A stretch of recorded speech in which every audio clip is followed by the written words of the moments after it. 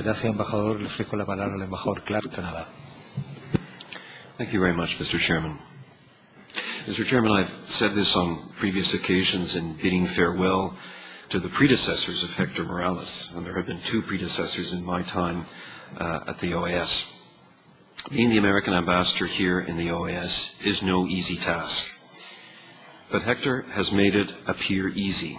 He's made it seem effortless. And that's because he has a weapon of great effectiveness at his disposal.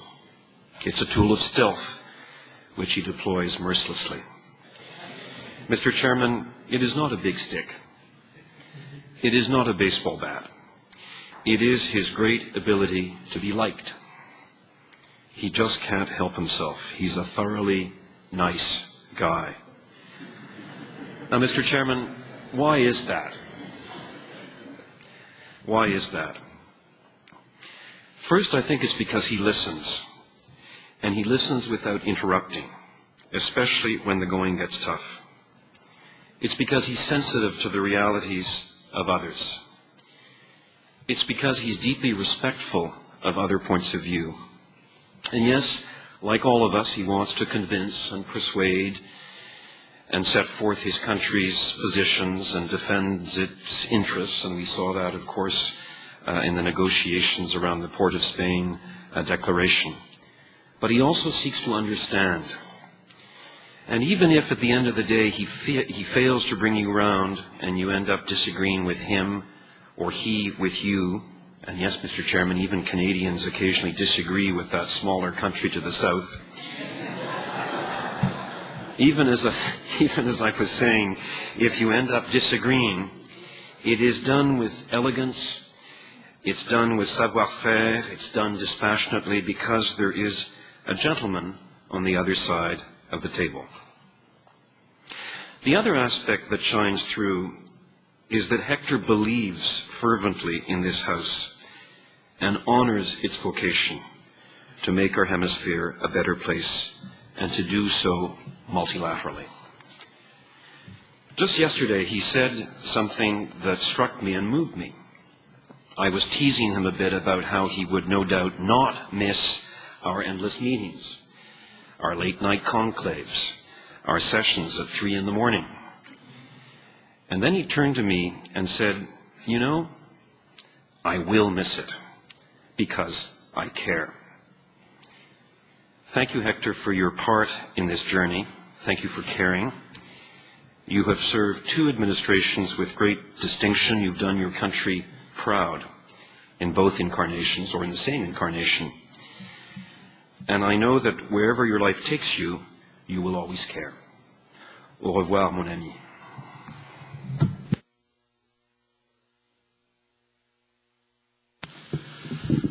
Muchas gracias, embajador. Tiene la palabra el embajador Williams en Kitts and Nevis.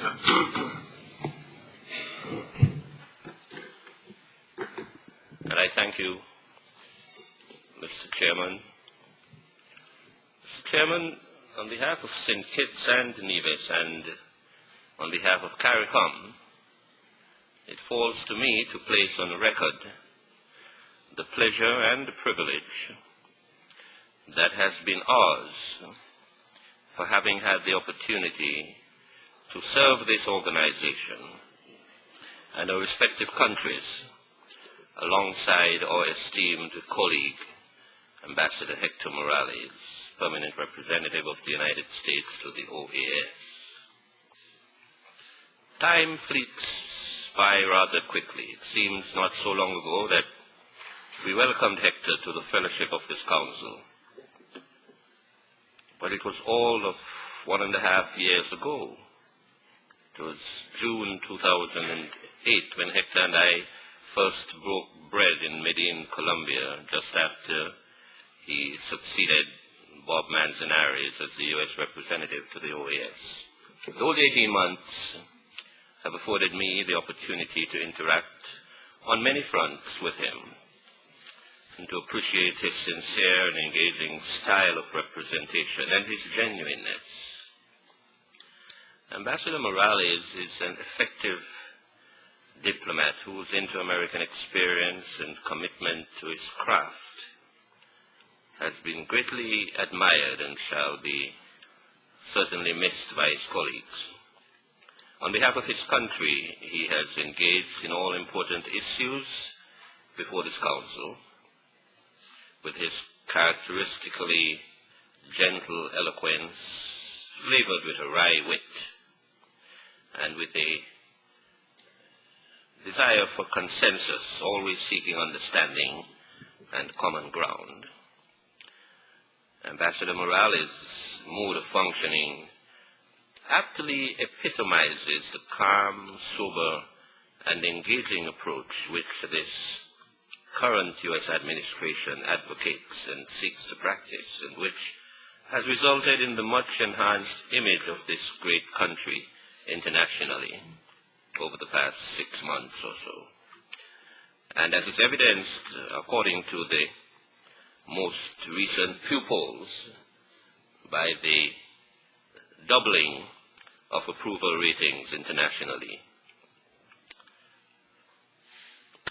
As to the spectrum of issues which have challenged this organization, whether it were good governance, human rights, economic equity and sustainable development, or hemispheric security and public safety, or the special concerns of small island states, on these and many other weighty issues, he has led his country's advocacy with a gentle sophistication and always with sensitivity to the interests and needs of others.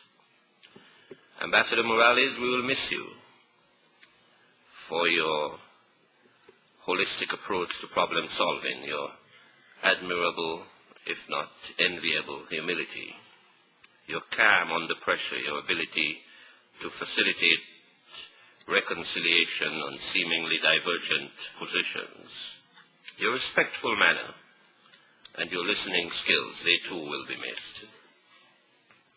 Hector's style has hopefully been instructive, if not infective, to us with regard to how we can be more than national advocates.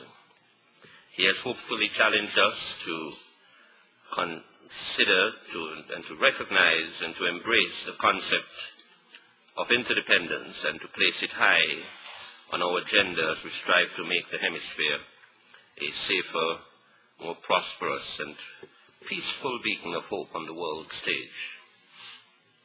Hector, we wish you and your wife, Sheldon, all the best and Godspeed as you navigate further exciting and fulfilling ventures in Washington. It is good to know that you will still be in the neighborhood, so we will engage you wherever you lodge.